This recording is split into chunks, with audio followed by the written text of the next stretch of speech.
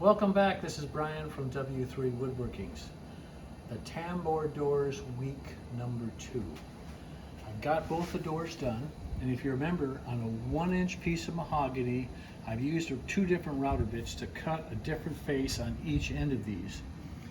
We do that so they can interlock. I've also had to cut a tab on the bottom because this tab is going to fit into the slot of our cabinet, so it slides around.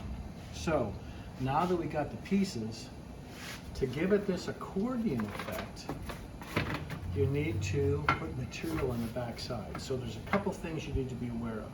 First off, you need to build a frame, a picture frame that's perfectly square. The next thing is, when you glue the material down, I would suggest that you only use hide glue. And the reason I do that is because if you heat it up with a gun, it'll loosen itself up if you make a mistake. This is what all antique furniture was used. We used this on for years and years and years. It's very helpful because on this, while it seems pretty straightforward to do this, it can have some complications. When you put the material down, you could pull it too close together and it creates a little bit of buckle, because every one of these pieces need to be totally flat. Or maybe you don't pull it tight enough together.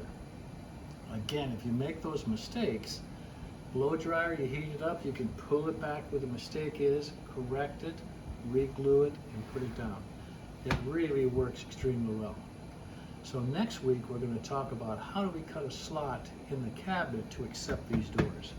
Again, this is Brian from W3 Woodworkings with an S. Please check the links below. Have a great weekend.